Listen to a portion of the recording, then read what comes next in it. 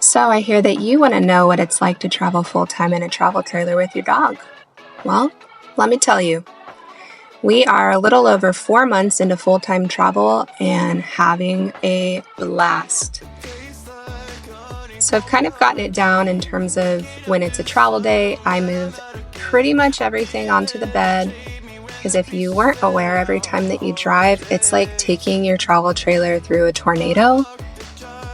And if things are not secure, they will fly around, they might get broken.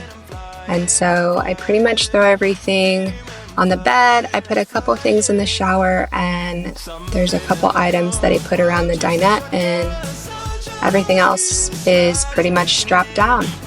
So that's kind of where I start, and then take out trash. I've gotten a little, I guess you could say, sloppy with how I kind of throw things around, since it's not going to be stored. It's literally just for a couple hours to get to the next place. When I get there, then I vacuum, mop, dust, and kind of reset every time I get to a new place.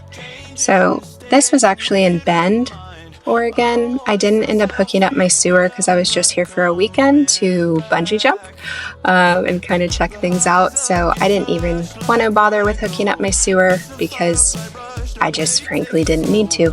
So in terms of things on the outside, really, it just would typically be the sewer or, my hose, getting my water hookup put away, which again, as you can see, is not the most proper way, I guess, that people may store things. Because again, I'm doing this full time, so I'm just literally going to be pulling things right back out.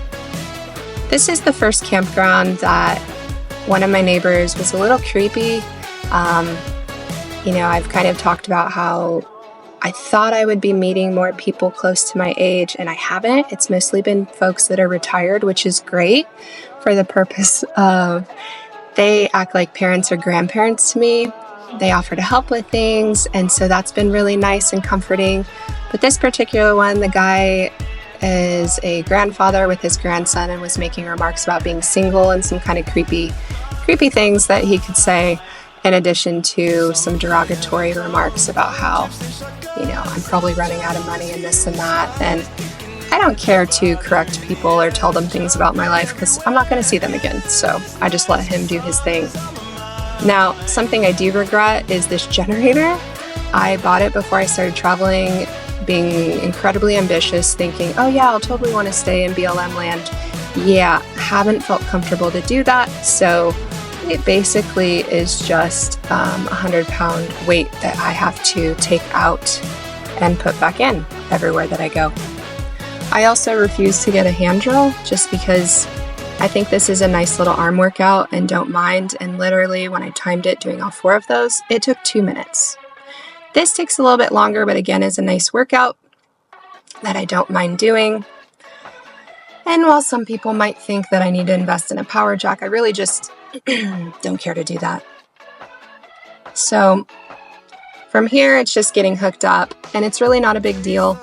I've got a backup camera on my vehicle, and I get everything hooked up, then I add my sway bar, and we're good to go.